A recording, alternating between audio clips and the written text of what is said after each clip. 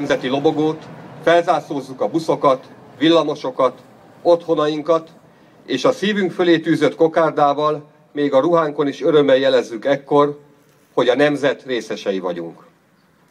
Ezt az érzést ezen a napon 163 éve minden nemzedék hozzánk hasonlóan átéli, átélte. 163 éve minden nemzedék büszkén élte meg ezen a napon a magyarságát, hiszen történelmünk egyik legszebb napját ünnepeljük március 15-én.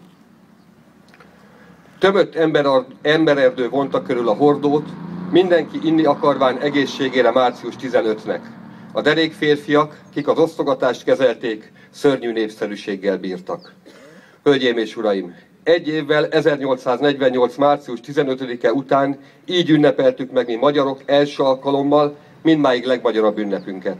Így emlékezett meg az akkori ünnepről az első felelős magyar kormány hivatalos lapja. A dolog Debrecenben esett, ahol egész napos ünnepség zajlott. Katonai díszszemle, térzene, tűzijáték, természetesen ökörsütéssel és ingyenborral. Mi tette olyan jelentősé március 15-ét, hogy mindjárt 1849-ben az első évfordulón mindenki fontosnak tartotta méltó megünneplését. Mi tette olyan fontossá azt a forradalmat, amit 1848. március 15-e reménytelenül esős napján olyan tűzzel és mégis olyan nagy megfontoltsággal zajlott. Miért emeltük mindjárt olyan magasra az emlékét, és tudtuk azonnal, hogy ami akkor történt, az nemzetünk számára sorsfordító pillanat volt. Az összefogás ereje, a közös megmozdulás egy nagy magyar álom megszületése tette. Minden nemzedéknek azonban valószínűleg mást jelentett a nemzethez való tartozás megélése. Hiszen minden nemzedéknek más siker, más öröm és más nehézség adatik.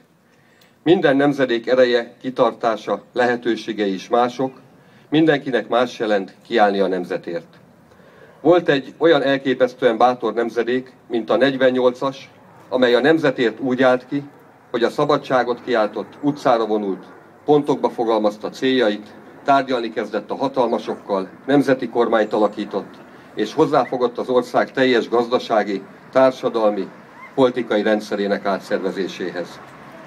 Mindannyian szeretnénk erre a nemzedékre hasonlítani, hiszen merészségük felfoghatatlan volt, mert miközben idegen hatalom uralma alatt voltak, megálmodták Magyarország megújítását, függetlenségét.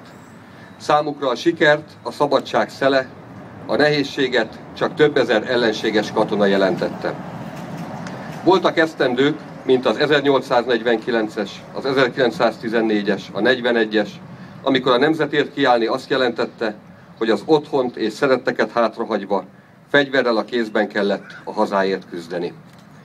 E nemzedékek számára a sikert az élet, az életben maradás, a nehézséget csak a túlerő jelentette. Volt egy nemzedék, az 56-osoké, akik az életüket, a munkájukat, emberi kapcsolataikat kockáztatták azokért a napokért, amikor átélhették, hogy van szavuk az elnyomók ellen, azokért a napokért, amikor kiállhattak az országért.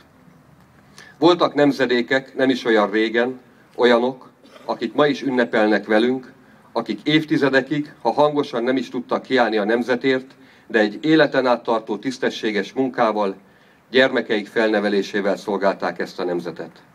Számukra a sikert, a mindennapok élhetősége, gyermekeik sikere, a nehézséget a szabadság korlátja jelenthette. Volt egy nemzedék, aki az ő március 15-éjén a közelgő szabadságot remélte, kiállást a remény és munka jelentette, ők a 89-esek, akiknek hitéből jöhetett létre a magyar demokrácia, és akiknek a sikert a távozó megszállók, a nehézséget a mindenhova beszivárgó múlt jelentette. A magyar ember 1848-ban nehéz életet élt. Európa boldogabb felén a jobbágyrendszer már emlék volt csupán, de itthon a virágzó gazdaság nyújtotta lehetőségek helyett az élet egyre jobban elnehezült. Az emberek munkájának gyümölcsét mások élték föl. A közterhekből részt nem vállaló, hazája iránt közömbös, uralkodó elit. Azok, akik számára a hatalom megtartása volt a legfőbb cél. Azok, akik az utánunk a vízözön közömbösségével gondoltak a hazára. A méltatlan hazai állapotok viselhetetlenségét megsokszorozta a külső viszonyokkal szembeni kiszolgáltatottságunk. A magyar föld termelte élelmiszerek elvesztették értéküket. A mezőgazdaságban dolgozók a külföldieket tették gazdaggá. Nemesfémbányáink minden kincse az utolsó grammig elhagyta az országot. A magyarok által megtermelt javak birodalmi bevételekké lettek, de abból aztán egy fillér sem jutott arra, hogy az itt élők élete jobbá legyen, hogy a magyar gazdaság fellendülhessen, hogy méltó és családot eltartó jövedelmet biztosító munkához jussanak azok, akik ezt szorgalmukkal és tenni akarásukkal kiérdemelték. Ezt a reménytelen helyzetet aztán 1848. márciusában tovább súlyosbították bizonyos váratlan hírek. Hirtelen arról lehetett hallani, hogy a birodalom költségvetése megingott. Azt suttogták, hogy a költségvetés összeomlik.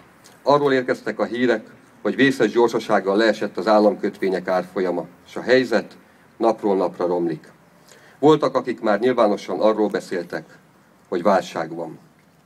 A távolból, Franciaországból annak érkezett híre, hogy ott a forradalom eredményre vezetett. Egyre többen voltak azok a magyarok, akik úgy érezték, eljött az ideje, hogy maguk kezébe vegyék az események irányítását. Hogy maguknak találjanak megoldást közös gondjainkra. Hogy ne várjanak tovább a birodalom tehetetlen vezetőire. Pozsonyban Kossuth-ék törvényjavaslatokat fogalmaztak. Pesten a politikai közéletben politika közelében lévők, köztük Vörösmarty Mihály országos petíciós mozgalmat hirdettek. És voltak, akik 12 pontban megfogalmazták, mit akar a magyar nép. Ezért lett 1848. március 15-e a mi ünnepünk. A magyaroké, a közös célért tenni akaróké. A magyaroké volt, és az is maradt mindvégig. Ez az egyetlen ünnepünk, amit semmilyen módon nem tudtak kisajátítani, ahogyan még 1956-tal is megtették. És boldog ünnepünk ez annak ellenére, hogy 1849-ben szabadságharcunk elbukott.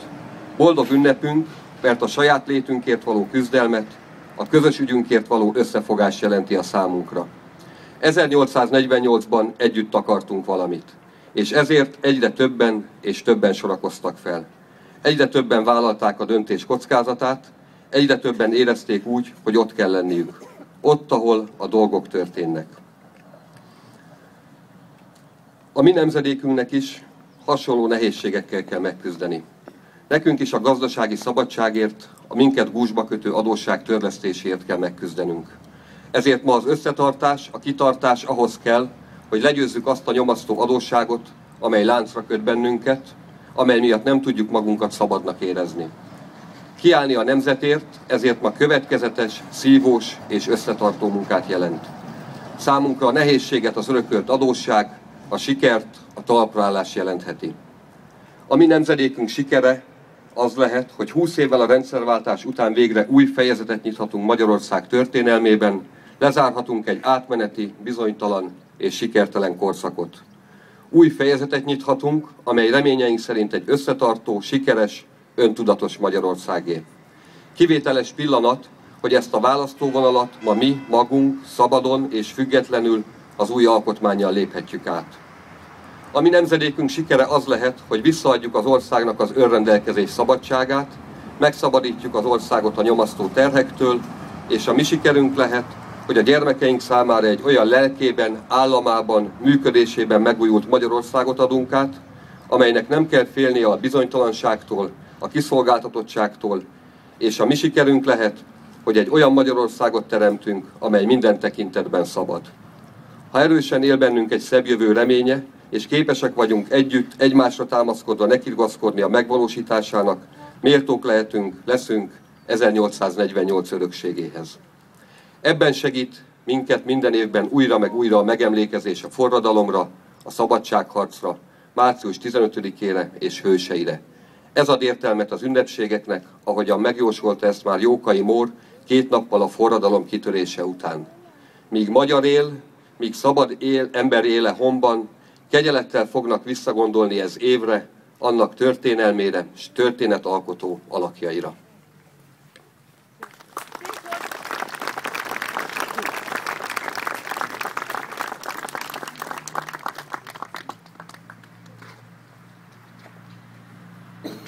És még mielőtt a Törekvés Táncegyüttes műsora következne, előtte hallgassunk meg két nagyon régi magyar nótát.